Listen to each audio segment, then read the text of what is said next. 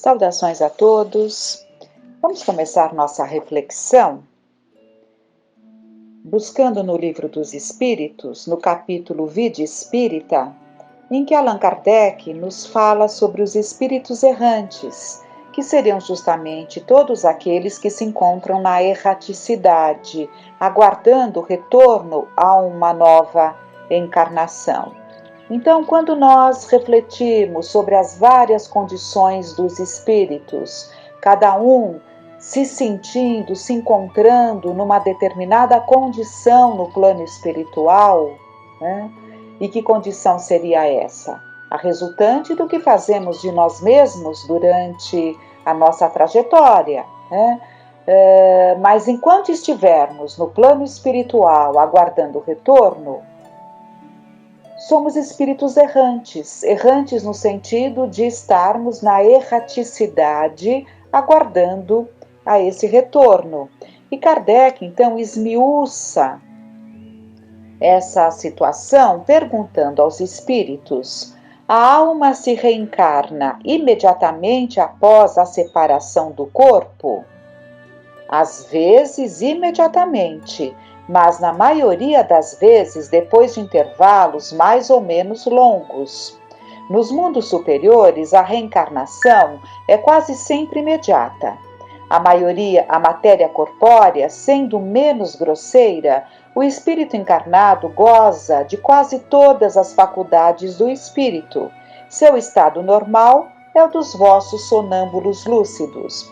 Então aqui eles respondem a Kardec que espíritos que vivem em planos, superiores, a encarnação pode se dar rapidamente, até mesmo, havendo uma razão, até mesmo imediatamente. Isso nos planos superiores, porque de modo geral, na nossa condição aqui na Terra, de modo geral, nós retornamos ao plano espiritual e permanecemos lá um tempo necessário para, dependendo da situação, se estamos ali em processo de aprendizado, de aproveitamento, o tempo necessário para o aproveitamento e a preparação para um novo retorno, Outros se demoram presos às suas próprias dificuldades, às suas próprias fragilidades ou até às suas intenções de permanecerem ativos no mal,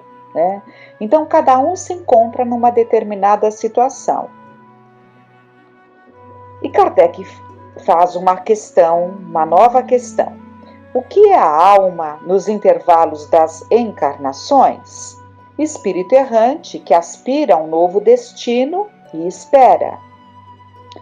Qual poderá ser a duração desses intervalos? De algumas horas a alguns milhares de séculos. De resto, não existe, propriamente falando, limite extremo determinado para o estado errante, que pode prolongar-se por muito tempo, mas que nunca é perpétuo. O espírito tem sempre a oportunidade, cedo ou tarde, de recomeçar uma existência que sirva à purificação das anteriores. Então, esse tempo no plano espiritual, ele não é determinado. Essa duração está subordinada à vontade do espírito ou lhe pode ser imposta como expiação? É uma consequência do livre-arbítrio. Os espíritos sabem perfeitamente o que fazem, mas para alguns é também uma punição infligida por Deus.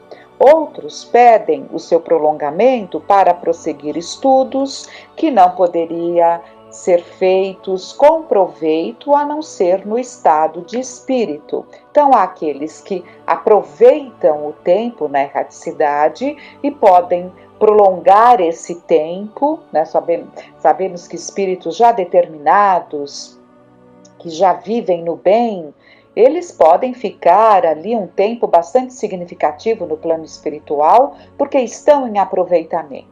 E há aqueles outros que se demoram presos à sua crueldade, presos à sua intenção de domínio e podem permanecer muito tempo do lado de lá, inclusive com receio do retorno, porque sabem que ao retornar enfrentarão a si mesmos, né? Sofrendo as consequências desses abusos cometidos, não só enquanto aqui na carne, como no plano espiritual.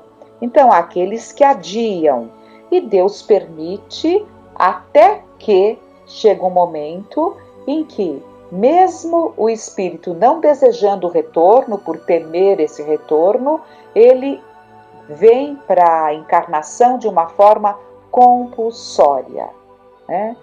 Que seria justamente o amor de Deus em favor daquele que, mesmo depois de um tempo, não consegue perceber a necessidade de reajustar-se diante das leis divinas e diante de si mesmo.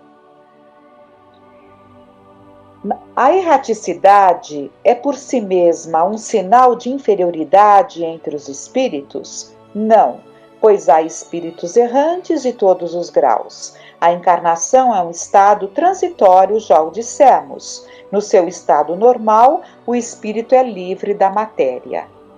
Pode-se dizer que todos os espíritos não encarnados são errantes? Os que devem reencarnar-se, sim, mas os espíritos puros que chegaram à perfeição não são errantes, seu estado é definitivo.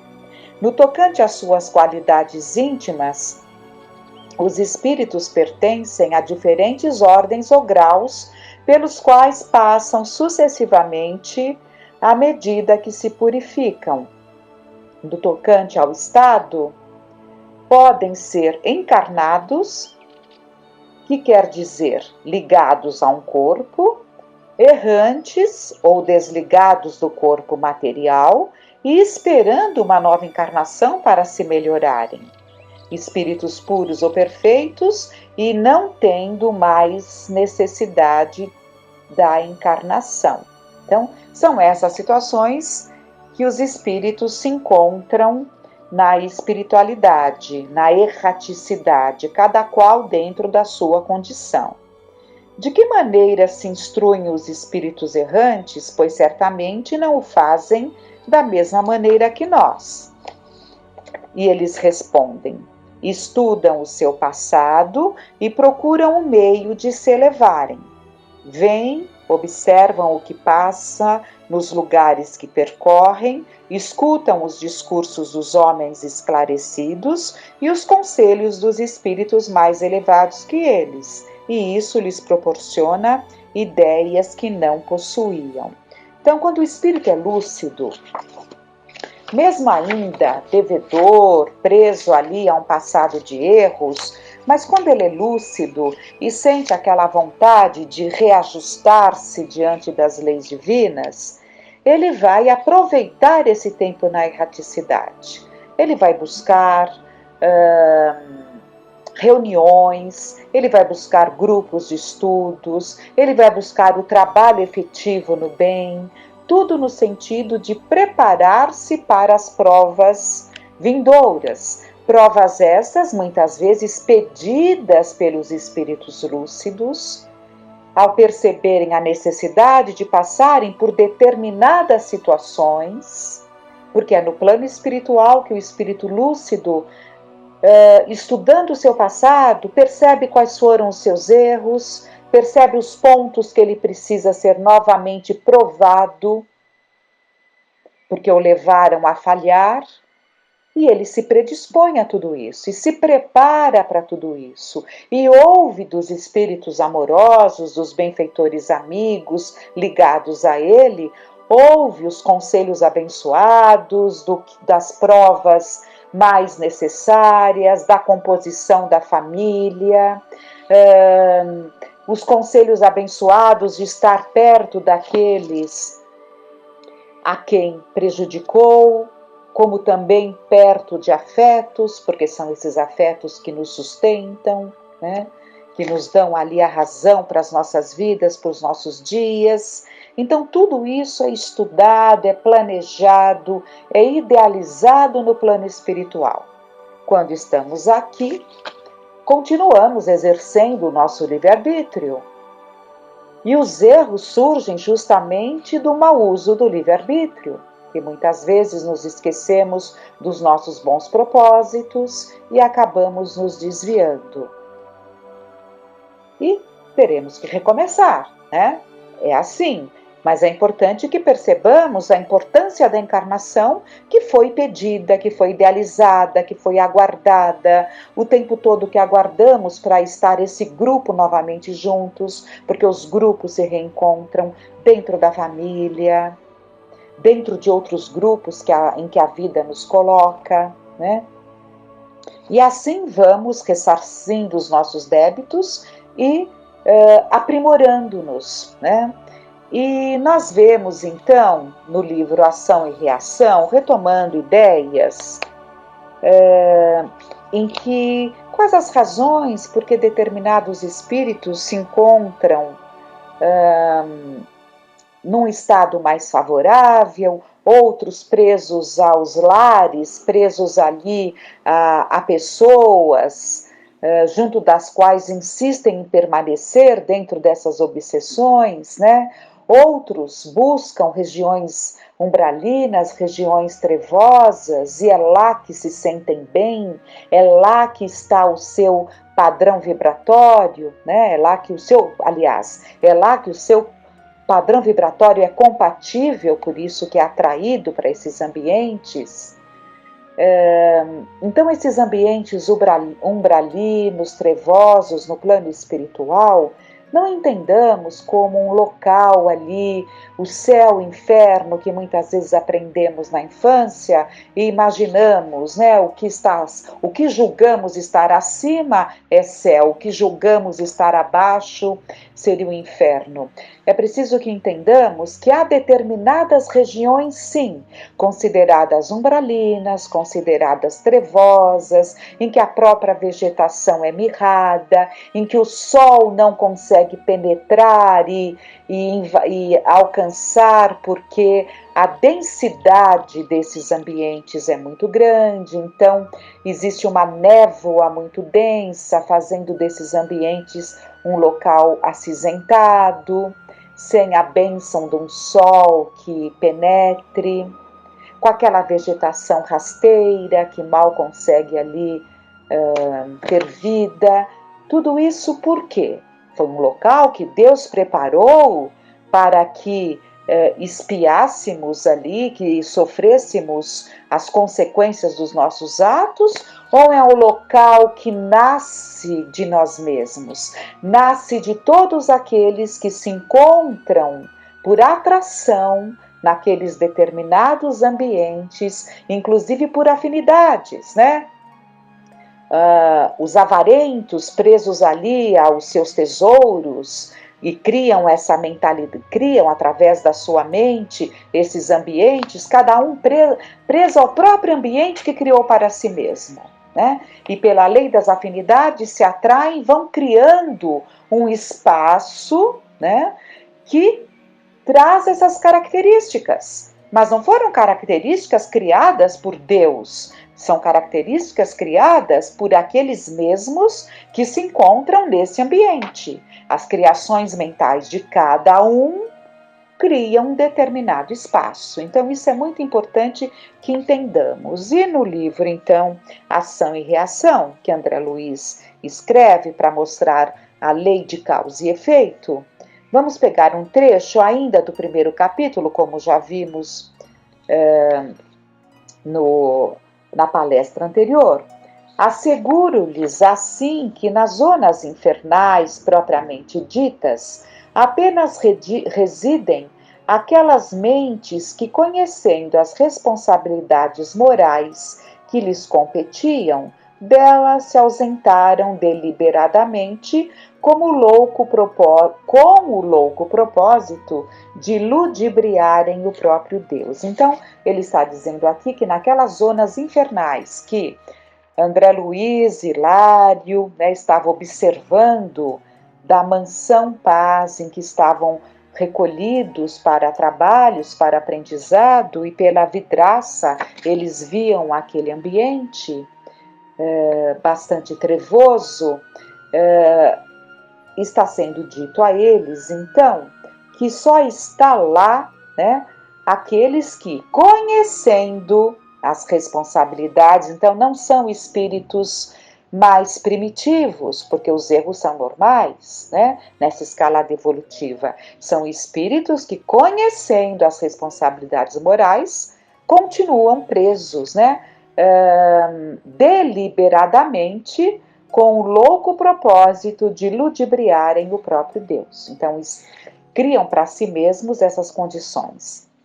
O inferno, a rigor, pode ser, desse modo, definido como vasto campo de desequilíbrio estabelecido pela maldade calculada, nascido da cegueira voluntária e da perversidade completa. Aí vivem domiciliados, às vezes por séculos, espíritos que se bestializaram, fixos que se acham na crueldade e no egocentrismo, constituindo, porém, larga província vibratória em conexão com a humanidade terrestre, de vez que todos os padecimentos infernais são criações dela mesma, como falávamos, não é? Esses lugares tristes funcionam como crivos necessários para todos os espíritos que escorregam nas deserções de ordem geral, menosprezando as responsabilidades que o Senhor lhes outorga. Desta forma, todas as almas já investidas no conhecimento da verdade e da justiça, e por isso mesmo responsáveis pela edificação do bem, e que na terra resvalam neste ou naquele delito, desatentas para com o dever nobilitante que o mundo lhes assinala depois da morte do corpo, estagiam nesses sítios por dias, meses ou anos, reconsiderando as suas atitudes antes da reencarnação que lhes compete abraçar para o reajustamento tão breve quanto possível. Está sendo dito aqui que todos nós ainda devedores estaremos ligados a essas regiões, àqueles que são acolhidos em postos de assistência, ou colônias, mas postos de assistência ligados a determinadas colônias, colônias ligadas à terra, que estão nessas regiões, né? Mas que já oferecem uma condição muito melhor para aquele que é acolhido. Mas há aqueles que não são acolhidos, há aqueles que, por condições que criam a si mesmos através das suas próprias escolhas, estão a esmo, soltos nessas regiões, porque assim na verdade desejam. São espíritos que, acolhidos, poderiam até agir como feras junto daqueles que se encontram ali hospitalizados, que se encontram em aprendizado, nesses pousos de atendimento. No plano físico, muitos de nós supunhamos que a morte seria ponto final aos nossos problemas, enquanto outros muitos se acreditavam privilegiados da infinita bondade por haverem abraçado atitudes de superfície nos templos religiosos. A viagem do sepulcro, no entanto, ensinou-nos uma lição grande e nova, a de que nos achamos indissoluvelmente ligados às nossas próprias obras. Nossos atos tecem asas de libertação ou algemas de cativeiro para a nossa vitória ou a nossa perda. A ninguém devemos o destino, senão a nós próprios. Entretanto, se é verdade que nos vemos hoje sob as ruínas de nossas realizações deploráveis, não estamos sem esperança. Se a sabedoria de nosso Pai Celeste não prescinde da justiça para evidenciar-se, essa mesma justiça não se revela sem amor. Então, nós somos vítimas de nós mesmos e compete então a cada um de nós traçarmos um melhor caminho, aprendendo a disciplinar a nossa vontade, aprendendo a fazer escolhas melhores, não fugindo à quitação dos nossos débitos. Muitas vezes nos encontramos em situações difíceis, junto de pessoas que nos trazem muitas dificuldades, mas é justamente a oportunidade da quitação que imploramos a Deus. Então, que possamos rever a nossa postura, que possamos rever o porquê de estarmos aqui e que busquemos nessa doutrina a clareza necessária para nos posicionarmos melhor. Diante dessas reflexões, então, que tomemos atitudes positivas em favor de nós mesmos. Ficam essas reflexões. Que fiquemos em paz.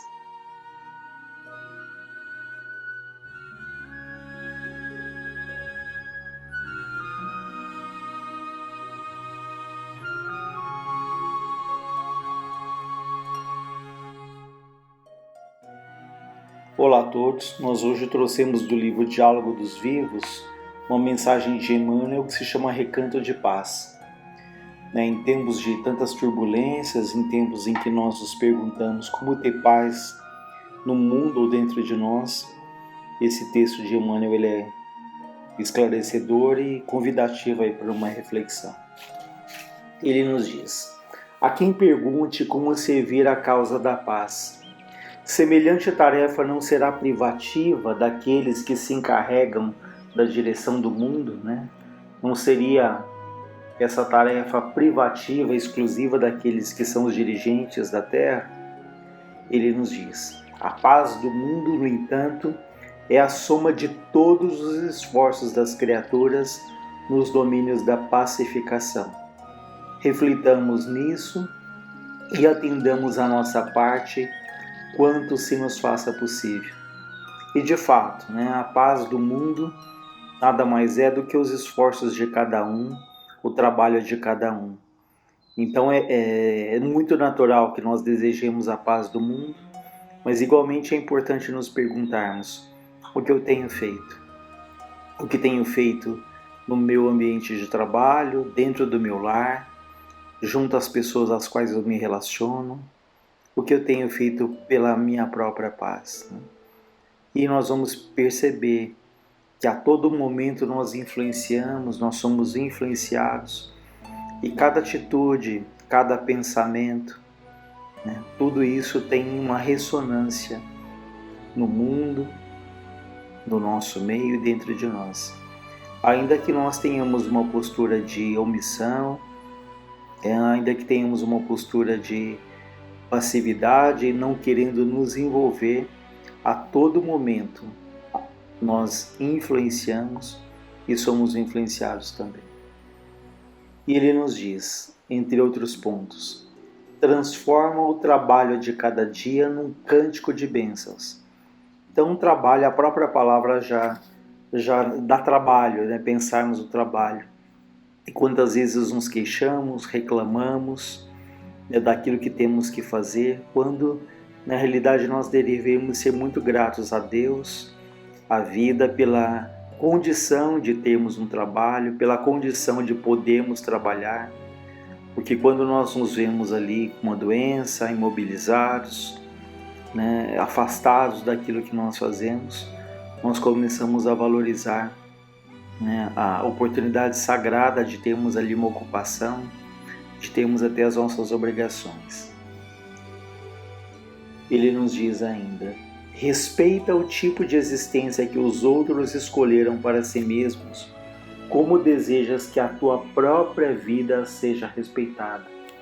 Então nos incomodamos bastante quando alguém ali opina sobre a nossa vida, quando nos sentimos desrespeitados nas nossas escolhas, mas aqui é um convite para que nós também sejamos assim com os outros, ainda que as pessoas tomem posturas que são distantes daquilo que nós acreditamos, julgamos que para elas aquilo não faz bem, mas é uma escolha ali de cada um. Então ele diz aqui para que a gente respeite o tipo de existência que cada um escolheu, da mesma maneira e nós desejamos que as pessoas nos respeitem.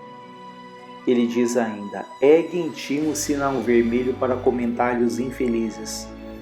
E quantas vezes nos pegamos ali, nos observamos, fazendo um comentário, uma fofoca, né? Então ele diz: ergue um sinal vermelho, ou seja, perceba, se percebermos isso já vai ser um grande ganho. A segunda etapa seria aí eliminarmos esses comentários sobre a vida dos outros, né? E se nós estivermos ali concentrados na nossa própria história, nos nossos próprios deveres, pouco tempo vai sobrar para a gente ficar ali observando e tecendo tantos comentários de situações que muitas vezes nós não conhecemos em profundidade, né?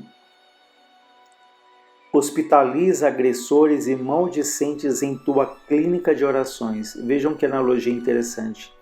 Hospitalizar, né, aqueles que nos agridem, aqueles que falam mal da nossa vida, numa clínica de orações. Porque no fundo, todas as vezes em que nós agredimos ou somos agredidos, somos todos doentes, né?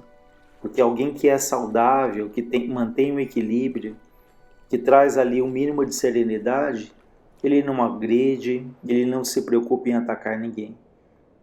E se nos sentimos em algum momento vítimas de alguma agressão, de alguma maledicência, ele nos recomenda, né? Ora, né? Lembrando ali o que nós aprendemos: orai pelos que vos perseguem e que vos caluniam. Isso pode parecer uma hipocrisia. Poxa, eu vou orar por alguém que me agride, que me persegue, mas aí está o exercício ali da caridade, do perdão, que muito bem faz ali a cada um de nós. Porque se nós nos sentimos ali magoados e revidamos, nós ficamos presos àquele ali que teve ali um desfecho em relação a nós. É um ataque, uma fofoca. Então, o perdão, não nos vincularmos a essas situações, é cuidar ali da nossa própria saúde física, mental e espiritual. Por isso é que ele nos aconselha que hospitalizemos os agressores e maldicentes na clínica de orações. Veste a armadura da paciência para que consigas agir e reagir construtivamente onde te encontres. E a paciência, sem dúvida, é um dos grandes desafios de todos nós, né? Porque ela está diretamente ligada ali à fé em Deus, à fé na vida, à fé em nós mesmos, né? E a paciência significa o quê? Mantermos a serenidade independente daquilo que aconteça ao nosso redor, né?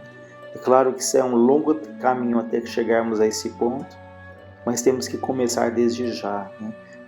Desde cedo, já pedindo a Deus que nos ajude para que tenhamos ali a calma, a serenidade, não nos aborrecendo em demasia com os contratempos que são naturais ali ao longo do dia, para que um dia nós cheguemos a esse ponto, como foi dito. Independente daquilo que acontecer fora de nós, no exterior, nós vamos estar em paz porque teremos a nossa consciência tranquila. Não nos deixaremos ali envolver por pequenas coisas que minam ali o nosso equilíbrio, a nossa paz. Ele diz ainda: instala a boa palavra nas estruturas verbais que te manifestam. Ouve com atenção, aguardando sem pressa a tua vez de falar. Vejam que tão simples e tão profundo. Ouça com atenção, aguardando sem pressa a tua vez de falar.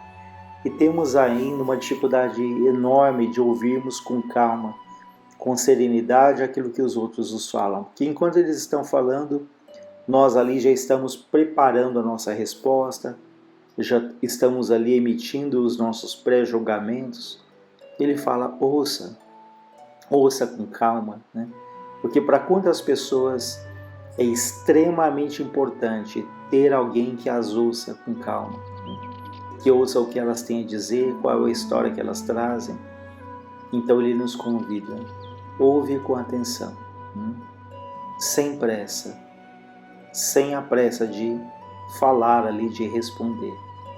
E nessa atenção ao outro, nessa escuta ali atenciosa, nós vamos percebendo outros ângulos, compreendendo o que leva alguém a falar determinadas coisas, a tomar determinadas atitudes, e vamos perceber que talvez se fôssemos nós nas mesmas situações, teríamos ali comportamentos bastante semelhantes. Ele diz ainda: aceita os outros tais quais são, sem o propósito de corrigi-los ou aperfeiçoá-los à força, né? Então, assim como nós, cada um tem ali seu tempo de maturação, cada um tem um nível de conhecimento, de consciência, né? Então, não procuremos exigir dos outros aquilo que eles ainda não podem nos dar ou que não estão preparados, né? Assim como nós também não somos perfeitos, às vezes magoamos, às vezes decepcionamos os outros. Por isso ele fala: aceita os outros quais são, no momento em que eles estão, nas condições que eles estão, não exigindo a perfeição que ninguém de nós traz, né? E a gente sempre lembra de Jesus, que com toda a grandeza desse espírito, né, extremamente amoroso, ele não esperou que os homens chegassem no mesmo nível que ele. Com toda a sabedoria, ele foi ali acolhendo, orientando, esclarecendo, né? Todos, sejam aqueles que eram bons, aqueles que não eram, os sábios, os humildes. Então, na sua profunda grandeza, na sua profunda sabedoria, ele acolheu ali a todos, compreendendo cada um tal qual como se encontrava, né? Sem exigir ali essa perfeição que, como foi dito, ninguém tem, né? Não solenizes as provações de que necessitas para melhorar o próprio caminho. Ou seja, não supervaloriza ali as dores, as lutas, né? Procuremos encarar a vida com um pouco mais de calma, de naturalidade, sem ali reclamarmos, sem nos queixarmos excessivamente, muitas vezes até procurando ali a atenção, a complacência, a compaixão dos outros, e com isso nós podemos perder a própria dignidade. Então é claro que há momentos em que nós precisamos do desabafo, compartilharmos com alguém as nossas dores, as nossas angústias, mas ele fala: não solenizes essas provações, né? Não fale demasiadamente sobre elas, não se fixe nelas o tempo todo, né? Mas segue adiante ali na certeza de que todas as nossas dores, todas as nossas angústias, todos os nossos sofrimentos, eles são passageiros, né? Como nos dizia Jesus: a cada dia basta a sua aflição. Ele ainda nos diz: não mentalizes o mal com inquietações imaginárias, e sim colabora na construção do melhor que deve acontecer. Então vejam que sábio esse conselho. Não mentalizes o mal com inquietações imaginárias, porque podemos acalentar de tal maneira o medo, o mal, que nós vamos criando na nossa mente situações que elas não aconteceriam,